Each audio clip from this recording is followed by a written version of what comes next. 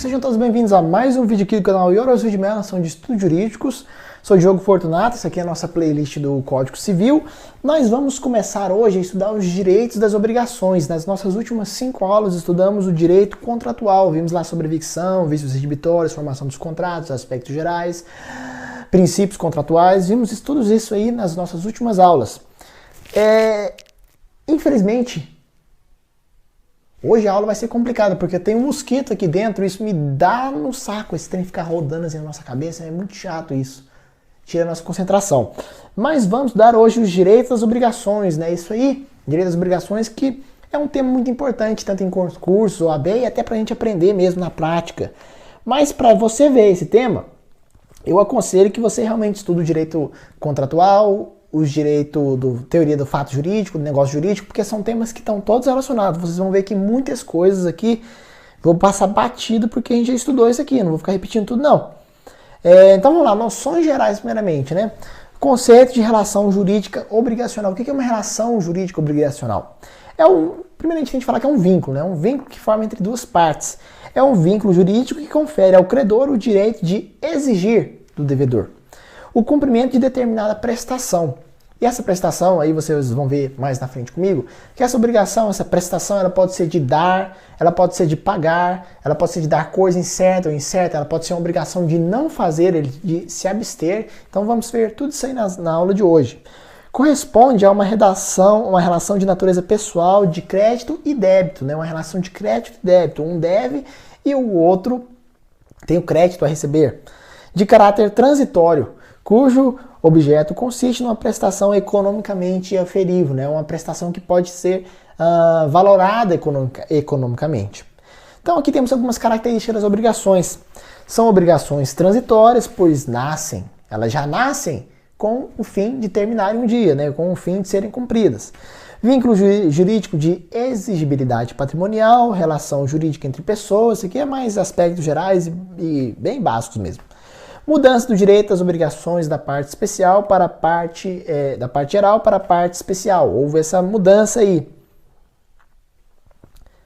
Ficou errado aqui. Foi uma mudança da parte especial para a parte geral. Ficou especial da parte geral.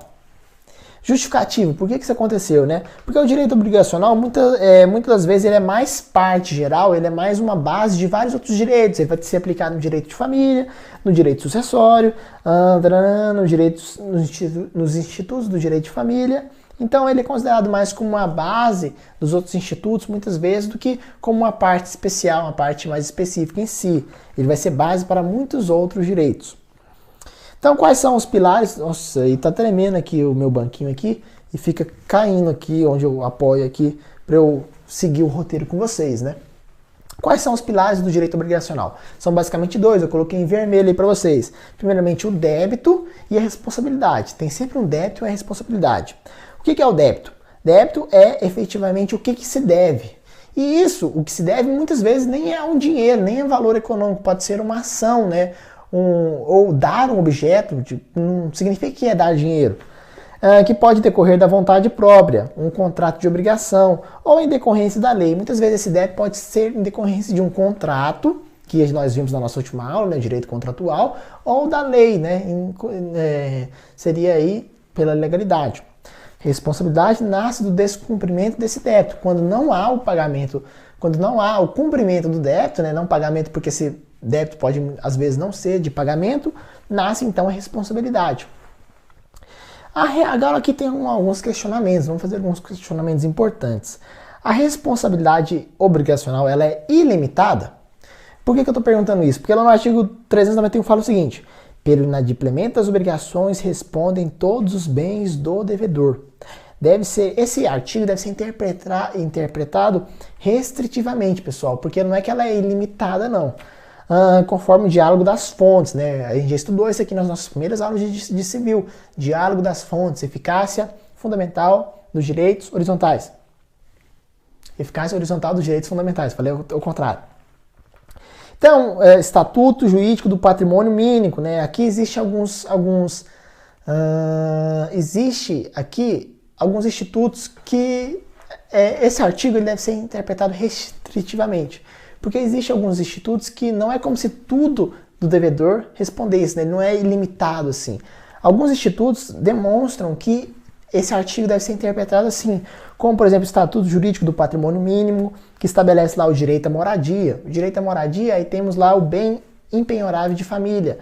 O bem impenhorável de família que está lá no artigo 1711, seguinte do Código Civil, também lá pela Lei 8.009 de 90, temos o artigo 6 da Constituição Federal, fala aí do bem de família, que ele é impenhorável. Nesse caso, bem de família, até mesmo quando for uma família monoparental, né, uma família de uma pessoa só, vai haver a proteção também desse instituto. Também temos a impenhorabilidade, os bens impenhoráveis do trabalho, né? Se você é um advogado, os seus livros de trabalho são impenhoráveis, lá no 838 do Código Civil. Seria então conforme 789 do Código de Processo Civil, né? O devedor responde com todos os seus bens presentes e futuros para o cumprimento das suas obrigações, salvo as restrições estabelecidas em lei. Então esse artigo aqui, ele que foi posterior, né, no novo Código Civil, ele foi muito mais fundamentado, muito mais bem elaborado do que o antigo do que o antigo 391 do Código Civil, né? Esse artigo aqui é do CPC, o anterior é do Código Civil. Então aqui fala assim, salvo as restrições estabelecidas em lei. Então ficou muito mais embasado. Outro questionamento. Débito sem responsabilidade. Existe débito sem responsabilidade? Sim, é perfeitamente possível. Vamos ver um exemplo aqui. Quanto que é que eu posso ter um débito? Eu tenho um débito, mas sem ter a responsabilidade. Obrigações naturais. O exemplo da dívida prescrita, né? Existe o débito, mas não mais a responsabilidade, né? Aqui eu posso pagar aquele débito, aquela dívida prescrita se eu quiser, mas eu não tenho mais responsabilidade disso. Mas existem pessoas que pagam dívidas vencidas, que já foram prescritas, né? Outro exemplo seria a dívida de aposta de jogo. A aposta de jogo, ela seria proibida pelo nosso ordenamento, mas tem pessoas que vão lá e pagam mesmo assim essas dívidas, né? A cobrança não é possível dessa dívida, não tem a responsabilidade, mas existe o débito.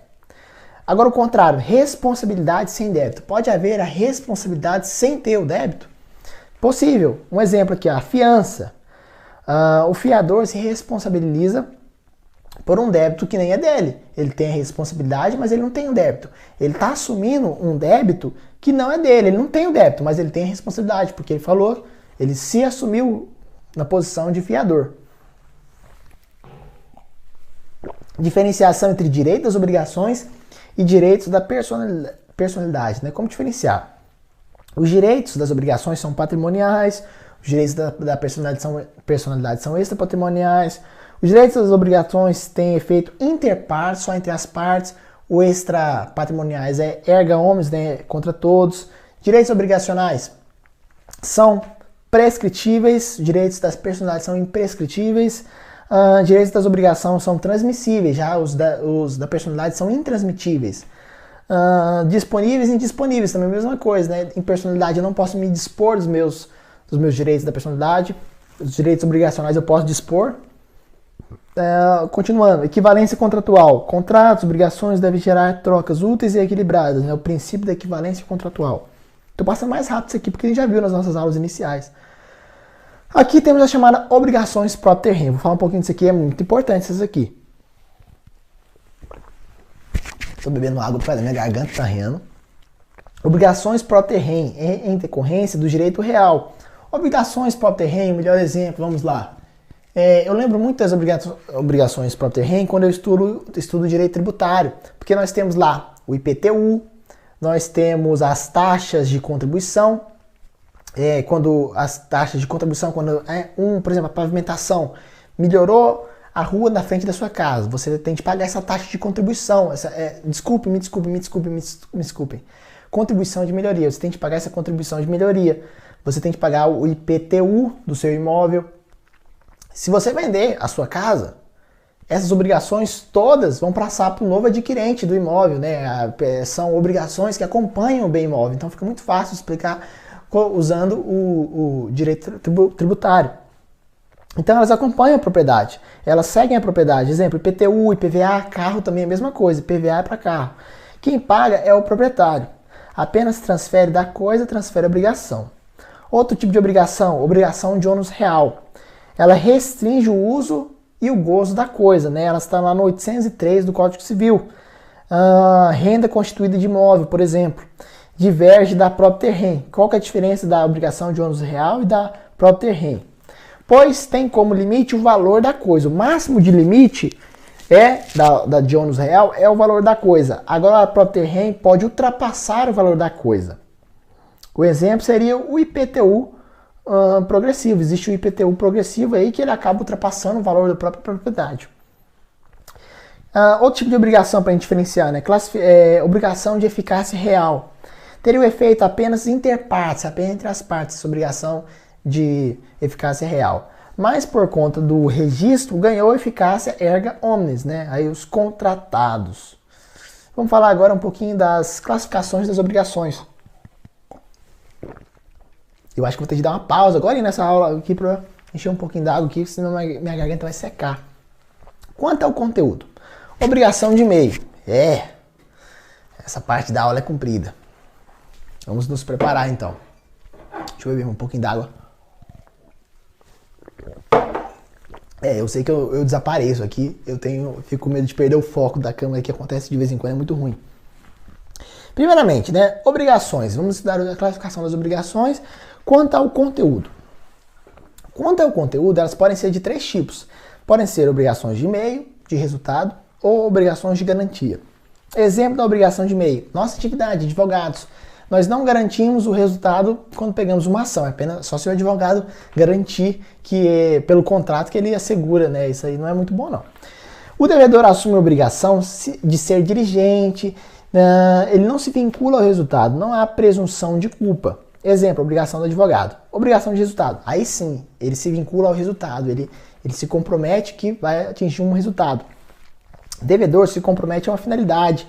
E não obtido o resultado, presume-se a culpa do devedor, porque ele assumiu que ele estaria prestando aquele resultado final. O exemplo, obrigação dos transportadores, né? Lá do 734, também obrigação do dentista, são todas obrigações de resultado. Ele se garante, se compromete a um resultado. Inclusive, eu tô muito puto com o meu dentista, porque eu fiz o clareamento, tá doendo até hoje, ficou doendo e não ficou igual eu queria. É uma obrigação de resultado. Eu que não vou esquentar a cabeça com isso, porque se eu quisesse eu poderia ir contra ele, só me desabafando aqui. Mas enfim, continuando. Obrigações de garantia, tem mais esse terceiro tipo. O devedor se assume a obrigação de afastar riscos à parte contrária. Exemplo, contrato de seguro. O segurador assume os riscos de eliminar os riscos do segurado. Outro exemplo, né? Evicção de vícios redibitórios. Evicção e vícios redibitórios. Nós estudamos isso aqui nas nossas últimas aulas. Inclusive, eu acho que foi nossa última aula, evicção, e a anterior, os vícios redibitórios, né? Também são obrigações de garantia, né? Lá nós vimos lá que o alienante, ou o vendedor, ele vai ter a garantia da evicção, do vício redibitório, de ir no vício redibitório, garantir que não tem vício, né? De trocar, de entrar com uma ação edilícia, seja ela uma ação para diminuir o valor, ou seja uma ação de redibitório para a gente devolver.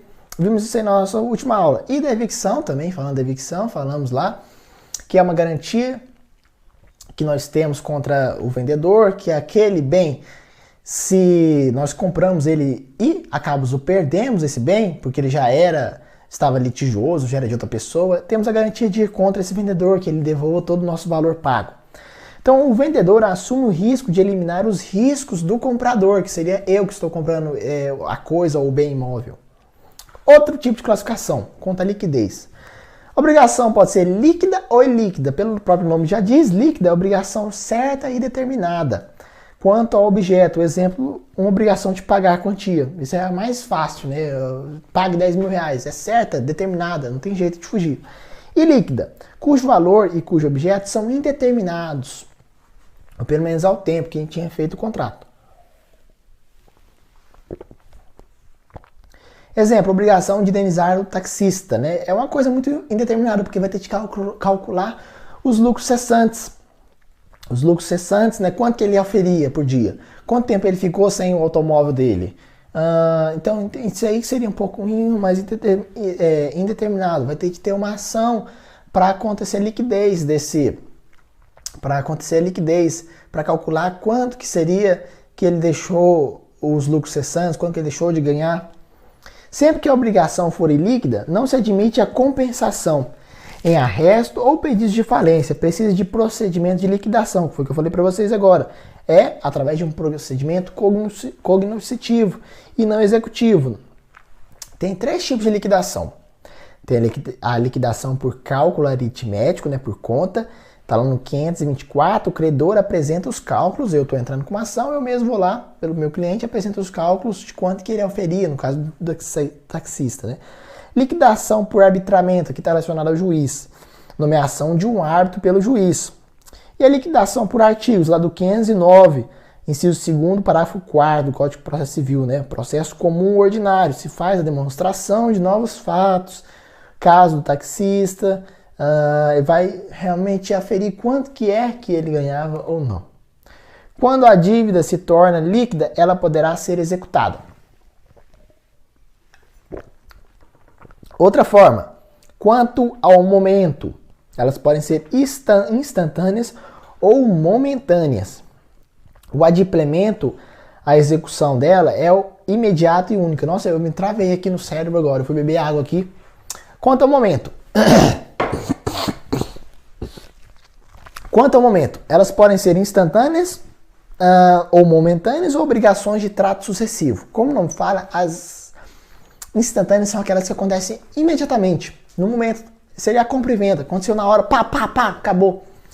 Obrigações de trato sucessivo, aquela compra e venda a prazo, vai demorar mais tempo.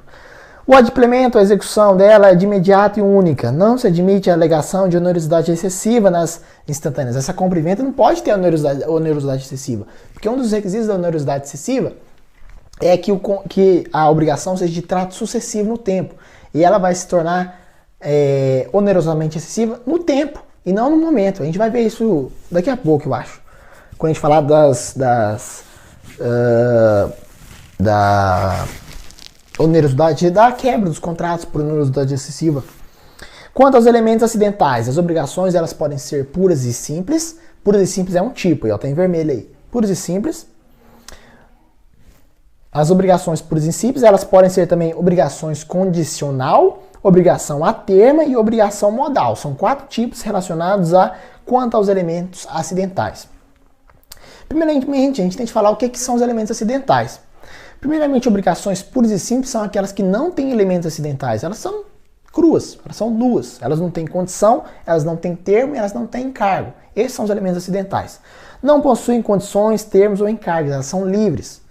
O que são? O que são os fatores de controle da eficácia? O que são esses fatores acidentais? Eles são fatores de controle da eficácia. Lembrar aqui, essa aula é muito importante. Eu falei para vocês inicialmente. Tudo dentro do direito se submete a 3 coisas: existência, validade e eficácia. A gente falou muito isso aqui nos negócios jurídicos, quando ele pode existir, ele pode ser válido, mas ele não pode ter eficácia. Esses fatores acidentais são fatores que vão influenciar nesse terceiro aqui, ó. O contrato jurídico, o contrato ele pode ser válido, ele pode existir, mas ele talvez não pode ter eficácia. Então, esses elementos acidentais, eles vão influenciar na eficácia da obrigação, né? A gente está falando de direito obrigacional, não direito contratual, que já foi a última aula. Então, o primeiro fator acidental é a condição. É quando eu faço um contrato, por exemplo, né? Uma relação obrigacional. Contrato é uma relação obrigacional. Eu faço uma condição de pagar fulano de tal daqui 10 anos se ele fizer alguma coisa. Para mim, seria uma condição. É um evento futuro e incerto, do qual não se tem certeza, é uma condição, né? Por exemplo, o nascimento seria um bom exemplo da condição. Eu vou pagar fulano de tal se ele tiver um filho. Nossa, eu estou inventando isso aqui do nada agora aqui. Outro tipo seria o termo. Outro tipo de elemento essencial acidental seria o termo. É um evento futuro também, e inevitável. Inevitável, ou seja, ele vai acontecer um dia, né? Certo ou incerto. Ele é inevitável e esse evento inevitável ele pode ser certo ou incerto.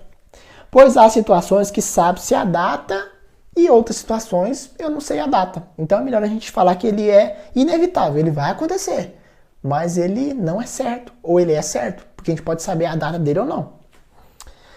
Exemplo, contrato de prestação de serviço até certa data. A gente estipulou Ó, você tem até o tal dia para você terminar essa obra aqui para mim.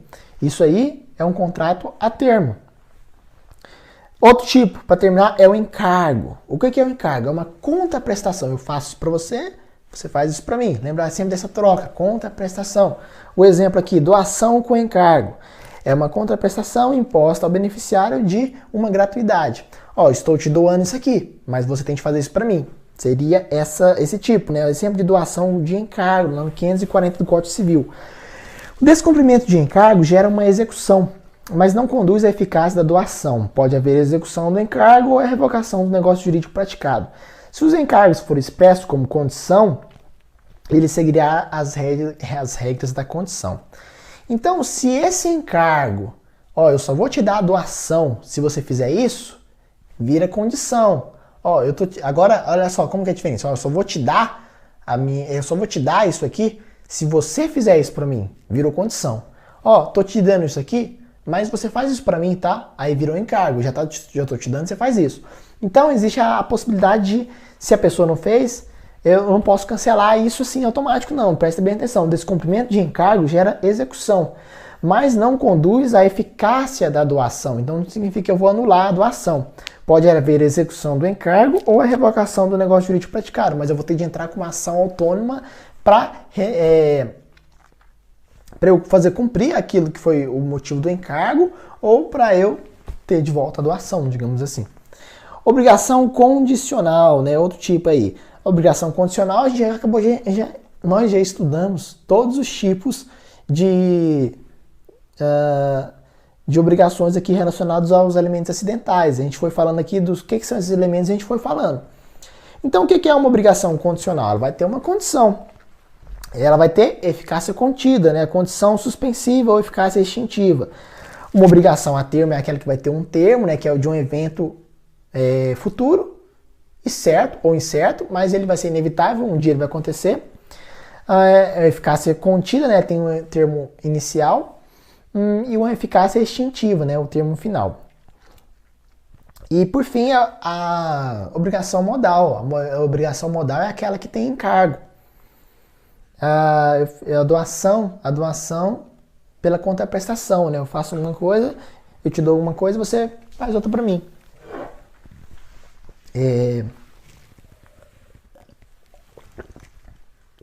Quanto à sua dependência,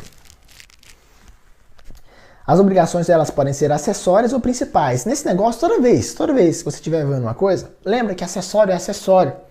No caso, a principal, ela é a principal e acessório é acessório. Isso pode ser redundante, mas eu quero dizer que quando uma encerra, se a principal morrer, a acessória morre junto, mas se a acessória morrer, a principal continua. Obrigação acessória. Sua existência, eficácia e validade estão ligadas à obrigação. Elas possuem subordinação. Obrigação do pagamento de juros seria uma obrigação acessória. Obrigação principal. Sua existência, validade e eficácia são autônomos, independe de qualquer outro.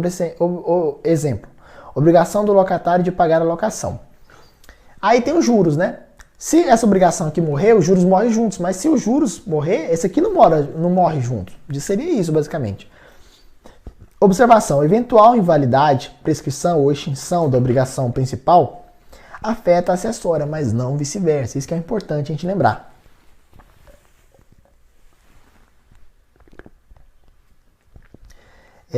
Quanto à pluralidade de objetos, elas podem ser cumulativas, pelo nome, quando tem mais de um objeto, podem ser alternativas, a gente vai ver já já, e elas podem ser facultativas.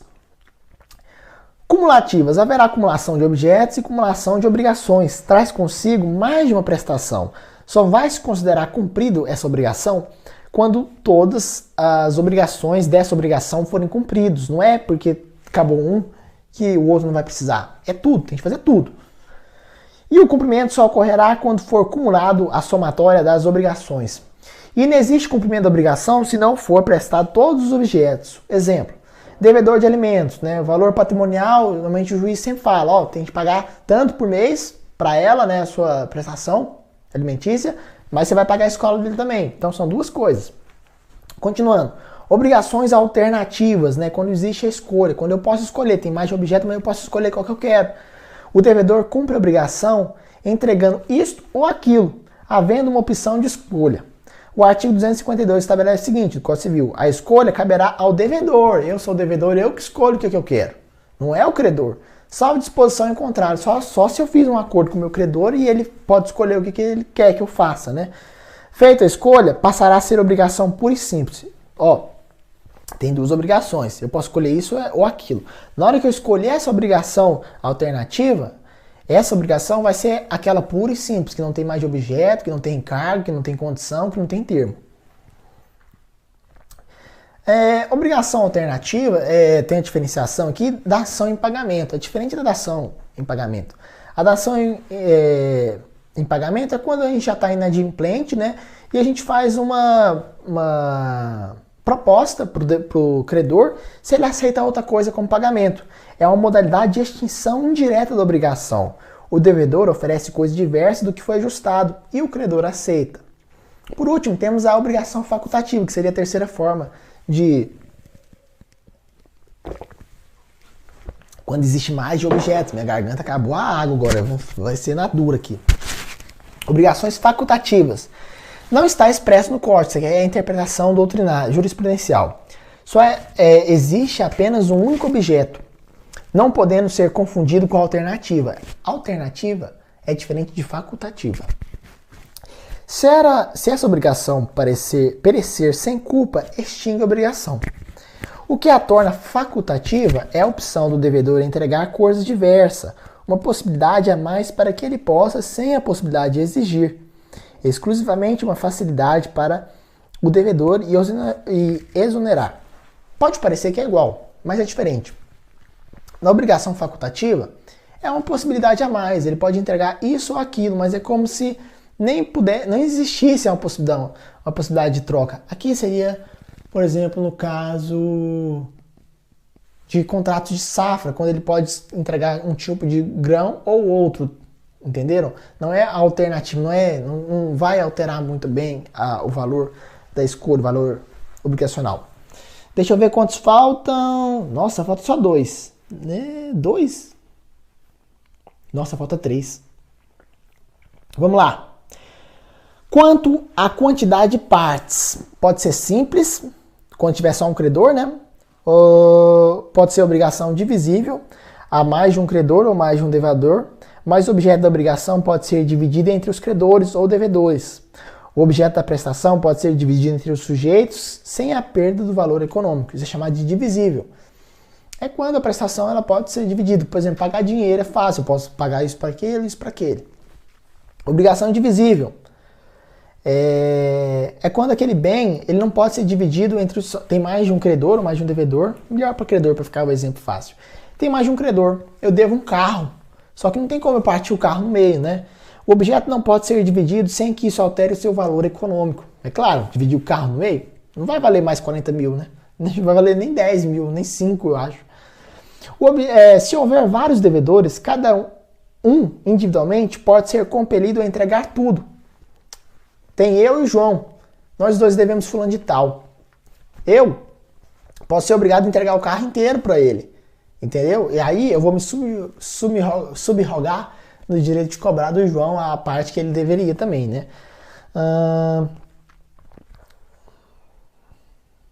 E aquele que entregar sozinho subroga-se no direito do crédito contra os outros. Direito de regresso, né? Eu vou ter o direito de regresso contra ele. A perda desse objeto que nós devíamos, eu e o João devemos o objeto, né? A gente perdeu esse objeto. Então vai se converter a indenização em perdas e danos pelo culpado e pelo objeto responde todos. Basicamente é o seguinte, eu perdi um objeto, eu devia você, eu e o João devíamos você. Eu perdi esse objeto, foi culpa minha. Eu vou ter de pagar para você uma indenização. Só que o João ele ainda é responsável pelo objeto, a gente vai ter de pagar o objeto e eu mais a indenização. De um jeito fácil seria isso, para entender. Agora, outro exemplo. Vocês agora. Você é o devedor, eu e o João somos os credores. São mais de credores. Ó. Se vários credores, cada um deles pode cobrar todo. Nós dois podemos cobrar o todo de você. No caso, o exemplo aqui é o carro, né? Porque é indivisível, não dá para dividir o carro no meio. Cada um deles pode cobrar todo, porém, para receber dele, precisa da autorização de todos os outros. É chamado de caução de retificação. Caso contrário, quem paga mal, paga duas vezes. É o seguinte, basicamente é o seguinte. Você deve um carro para nós dois. Se você for pagar esse carro para mim, você tem que pegar a autorização do João para pagar para mim. Isso é chamado de calção de retificação. Se você pagar para mim o carro sem autorização dele, você vai ter que pagar duas vezes, porque quem paga mal no direito paga duas vezes. Precisa da autorização de todos os outros, chamado de calção de retificação. Deve reembolsar os outros credores indivisíveis, né? Senão você vai ter que reembolsar o João, que ficou sem nada, né? Porque eu não vou pagar mais o carro para ele. Digamos, seria isso, basicamente, lá no 261 isso. Importante isso aqui, ó. Temos aqui o caso da remissão. Remissão com C cedilha. Eu vou colocar isso aí em azul e grande, ó. Remissão com C cedilha é pagamento. Remissão com dois S, 262 aí, que está relacionado ao nosso tema, aí é o perdão. Então é diferente. Não confundam isso. Ai, eu mudei errado aqui. Falando primeiramente aqui, ó. Se um dos credores perdoar a dívida, não extingue a dívida dos outros. Por exemplo, nesse caso hipotético aqui agora, né? Somos credores, eu e o João. Você é o nosso devedor. O João perdoou pelo carro, pela parte que cabia dele no carro. Eu não perdoei. Não é que você não pode, você não tem de pagar mais o carro, não. Agora você tem de pagar só metade do carro para mim. Vai haver a compensação do valor que o João perdoou. Seria isso também. E agora que eu tô querendo água e não tem. Quanto à solidariedade, eu vou ter que falar mais devagar, pessoal, porque senão eu não vou conseguir falar. Tô falando mais de 2 horas aqui já. Quanto à solidariedade, incrível, né? Tem uns professores aí que falam 5, 6 horas por dia, o que é o treino, né? Eu ouvi falar que maçã faz muito bem para as cordas vocais, vou tentar comer uma todo dia agora. Quanto à solidariedade, solidariedade ativa, pluralidade dos credores podendo cobrar o todo. Aqui são mais de credores, nós, como credores, podemos cobrar o todo do devedor. Aqui seria o caso do exemplo da conta conjunta, né? Cada um dos credores pode exigir o todo independentemente da caução de autorização dos demais. Aqui é quando eu e o João temos conta conjunta e podemos cobrar o todo de você, sem aquele requisito que nós falamos anteriormente da caução, que precisa da autorização, né? Solidariedade passiva, pluralidade dos devedores respondem pelo todo, independentemente de sua parte, letra B, né? Exemplo, os alimentos em favor do idoso, responsabilidade civil pelo fato de terceiro, 942. O credor escolhe contra quem ele pode cobrar. Seria o caso contrário. Eu sou credor, tem 2 devedores, eu posso escolher de quem eu cobrar. E aí aquele lá, ele responde pelo todo, com direito de regresso ao outro. Para terminar nossa aula, tá bem difícil continuar. Falar para vocês agora quanto ao objeto, né? A gente está estudando tudo isso aqui. A aula de hoje foi classificação das obrigações. A obrigação de não fazer isso é muito importante. Acho que a parte mais importante da aula é agora. Na verdade, eu vou terminar a aula aqui, pessoal. Tem que beber uma água ali. Não gosto de fazer cortes. Vou terminar a aula aqui. Na nossa próxima aula vai faltar só um pedacinho. Vou deixar ela para a nossa próxima aula, porque nós vamos falar das obrigações de fazer, das obrigações de não fazer, das obrigações de dar coisa certa, das obrigações de dar coisa incerta. Tá difícil de conversar, já vou beber uma água ali e eu tento voltar já já.